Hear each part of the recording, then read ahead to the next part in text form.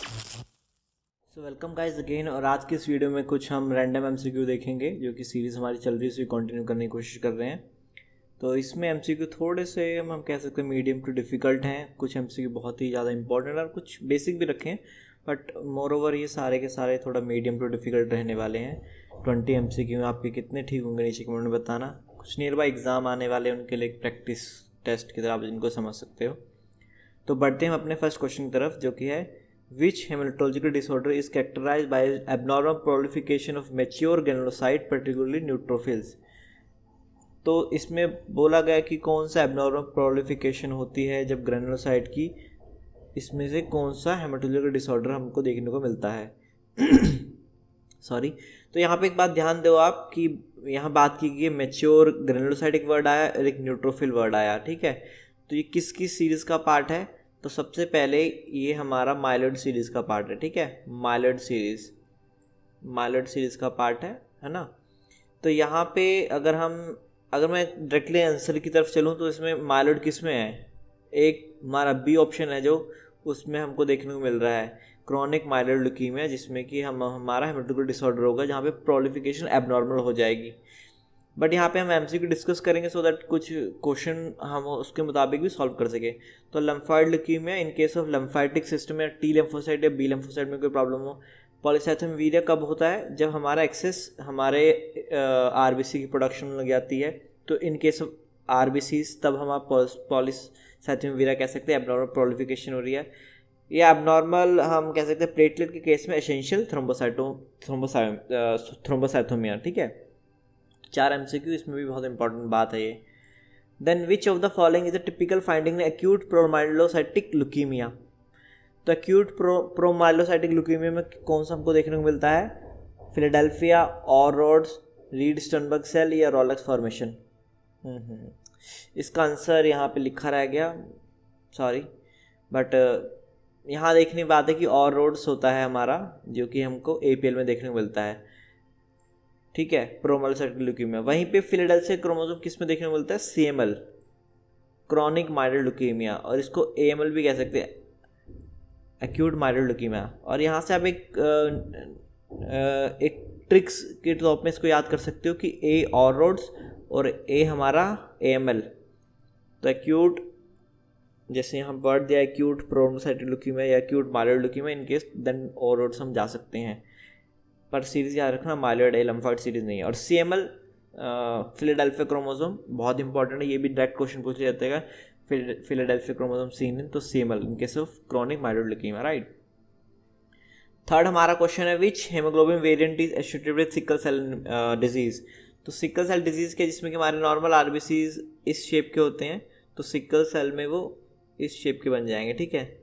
और इनके कारण क्या होगा? बॉडी में प्रॉपर ऑक्सीजन हमको ट्रांसपोर्ट नहीं होगी, राइट। तो इनमें से किसका वेरिएंट है ये? HbA2, HbF, HbS या HbC? तो राइट आंसर इसका हो जाएगा HbS, ठीक है।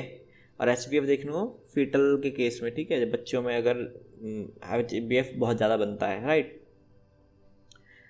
नेक्स्ट क्वेश्चन हमारा which tumour marker is associated with prostate cancer? तो इनमें से कौन सा ट्यूमर मार्कर प्रोस्टेट कैंसर में रोल प्ले करता है?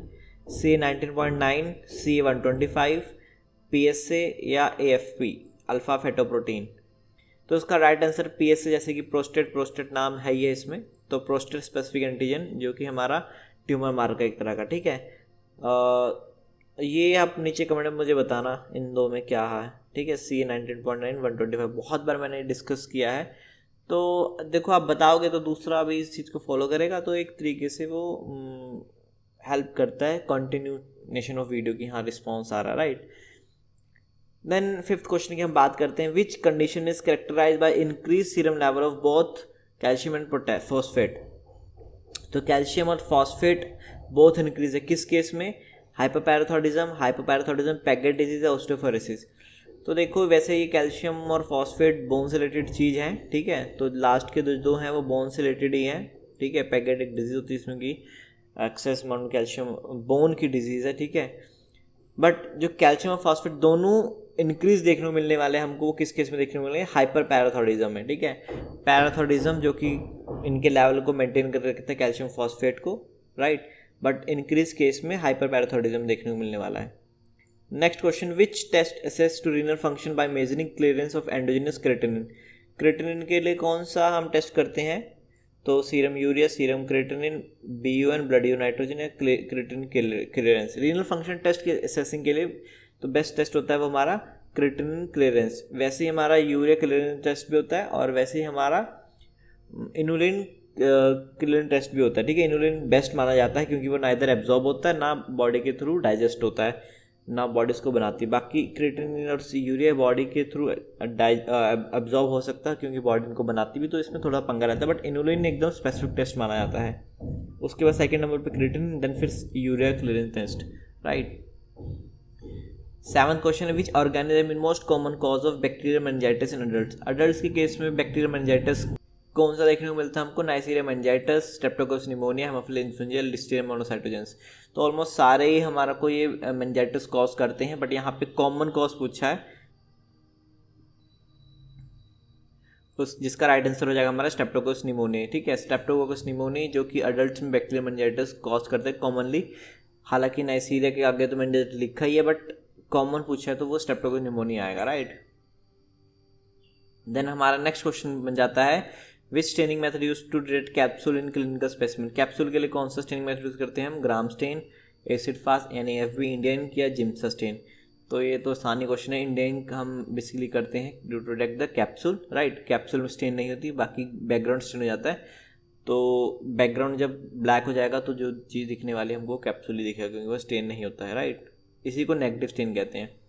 Which organism is responsible for causing syphilis. Syphilis के लिए कौन सा ऑर्गेनिज्म है, ट्रिपोनोमा पैलेडियम, बर्गेलिया बर्गडोफेरी या कैलेमिडिया ट्रैकोमैटिस, माइकोबैक्टीरियम ट्यूबरकुलोसिस। तो राइट आंसर इसका हो जाएगा Treponema pallidum, right. Important question, Treponema pallidum syphilis cause करता है। सिफिलिस की हमारी 3 स्टेज, प्राइमरी, सेकेंडरी और tertiary, right. Then 10th question क्या है हमारा, which blood group system associated with presence of ABO antibody in plasma. तो इनमें से कौन सा blood group system presence of ABO antibody in plasma से एसोसिएटेड है, RH, लुइस, कैलर, डफी। तो आपने देखा होगा RH पॉजिटिव नेगेटिव के लिए यूज होती है जो कि ABO में बड़ा एसोसिएटेड लिंक रखता है, राइट। तो इसका राइट आंसर RH सिस्टम हो जाएगा हमारा, राइट। नेक्स्ट क्वेश्चन है, which type of transfusion reaction characterized by fever, chill, back pain occurring during shortly after blood transfusion. तो फीवर आ रहा है, चिल और बैक पेन हो रही है, इनमें से कौन सा हो सकता है ट्रांसफ्यूजन रिएक्शन, एक्यूट हेमोरेटिक और डिलेड हेमोरेटिक। तो ये हेमोरेटिक यानी कि RBC टूटना, तो इसमें हमको यूरिन और जब हम उसका ब्लड टेस्ट करेंगे तो वहाँ पे हमको रप्चर देखने को मिलेंगे RBC, और ये बहुत ही सीवियर कंडीशन हो जाती है, ठीक है। तो ये हमारा राइट आंसर नहीं है। बट यहाँ पे एक चीज़ है, लंग्स इंजरी, ठीक है, transfusion related lung, acute lung, इसमें हमारी चेस्ट पेन हो जाएगी। बट यहाँ पे फीवर, चिल, बैक पेन लिखा है, तो फिब्राइल यानी कि बुखार बुखूर इन सब में हो जाता है वो किसके कारण, फिब्राइल नॉन हेमोरेटिक रिएक्शन। ऐसा भी कहा जाता है कि इसके कारण फिब्राइल नॉन हेमोरेटिक रिएक्शन बॉडी का टेम्परेचर 1 to 2% इंक्रीज भी हो जाता है, राइट। तो नेक्स्ट क्वेश्चन हमारा क्या है, which type of crystal are commonly seen in urine patient of gout.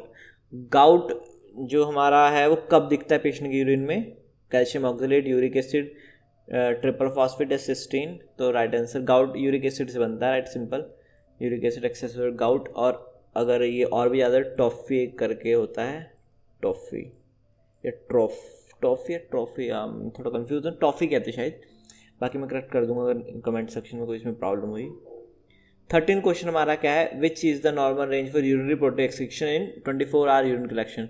तो नॉर्मल रेंज क्या है हमारी प्रोटीन की एक्सक्रीशन, क्योंकि कुछ ना कुछ मामले में प्रोटीन एक्सक्रीट होता है, पर 24 आवर की कलेक्शन में कितना होता है वो, less than 150 mg per day, 150 300, 350 to 500 या ग्रेटर देन 500।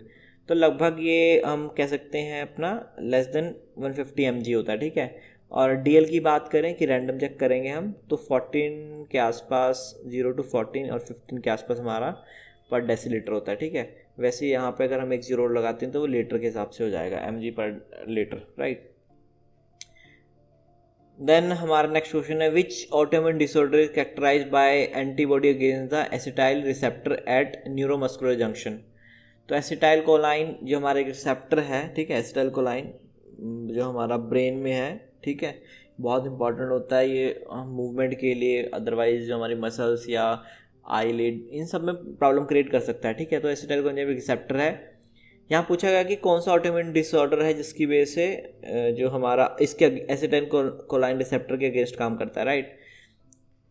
तो इनमें बताना कौन सी वो डिजीज़ है। वैसे मैं बताऊँ आपको सारी की सारी ऑटोइम्यून डिजीज़ है पहली बार, ठीक है। सारी की सारी ऑटोइम्यून डिजीज़ क्या होता है, ऐसी डिजीज़ जिसके खिलाफ हमारा खुद का शरीर एंटीबॉडी प्रोड्यूस करता है, उसको हार्म करता है, ठीक है। तो पहला हमारा है myasthenia gravis, then SLE, then rheumatoid arthritis या हाशिमोटो थायरॉइडिटिस। तो देखो यहाँ पे थायराइड यानी थायराइड से रिलेटेड इसका लिंक है, और हमारा जो एसिटाइलकोलाइन या न्यूरोमस्कुलर लिखा है, तो ब्रेन से रिलेटेड बात हो रही है यहाँ पे, तो ये तो वैसे ही रॉन्ग होगा आंसर। रिमेटॉइड आर्थराइटिस बोन से रिलेटेड है, ठीक है। आर्थराइटिस जो होता है बोन के खिलाफ, इसमें हमारी इम्यून सिस्टम एक्ट करता है। देन बचा एक हमारा एसएलई क्या है, स्किन, बोन, किडनी, हार्ट, इनके खिलाफ हमारी बॉडी अगर कुछ एंटीबॉडी प्रोड्यूस करती है तो वो एसएलई के अंडर आता है, ठीक, ऑटोमेटिक है। तो बचा हमारा मेजेंटिक ग्रेविस। इसमें क्या होता है, जो हमारी शरीर अब एंटीबॉडी बनाता है किसके अगेंस्ट, एसिटाइलकोलाइन रिसेप्टर के अगेंस्ट, जो कि वहाँ ब्लॉक कर देती है इसके एक्शन को, ठीक है। जब इस एसिटाइलकोलाइन रिसेप्टर अटैच नहीं होगा तो अल्टीमेटली न्यूरोमस्कुलर जंक्शन यानी कि हमारा जो मसल्स का जो काम है वो प्रॉपर तरीके से नहीं हो पाएगा, मसल्स में वीकनेस हो जाएगी, ठीक है। तो राइट आंसर क्या हो जाएगा इसका, मेजेंथिया ग्रेविस, जिसमें कि हमारा एसिटाइलकोलाइन रिसेप्टर के अगेंस्ट एंटीबॉडी बनती है, right. 15 question, which test used to confirm the diagnosis of infection mononucleosis caused by Epstein Barr virus. तो इन्फेक्शन मोनोन्यूक्लियस, जिसको मोनोस्पोर्ट टेस्ट के नाम से भी कई बार जाना जाता है, मोनोस्पोर्ट यहाँ लिखा आ गया। एक और चीज़, इसको किसिंग डिजीज़ भी कहा जाता है, ठीक है, किसिंग डिजीज़, राइट। तो इसका right answer Paul Bunnell test या मोनोस्पोर्ट है, ठीक है। हिट्रोफाइल एंटीबॉडी इसमें हम चेक करते हैं, कौन सी, हिट्रोफाइल एंटीबॉडी, याद रखना, हिट्रोफाइल एंटीबॉडी इसमें हम चेक करते हैं। एप्स्टीन बार वायरस के कारण ये होता है। देन एएसओ के हमारा स्ट्रेप्टोकोकस के लिए किया जाता है, टोक्सोप्लाज्मा, आईजीएम, टोक्सोमोगोनार्डिया, सीआरपी हम अपना इन्फेक्शन चेक करने के लिए चेक करते हैं, तो ये रैंडम है।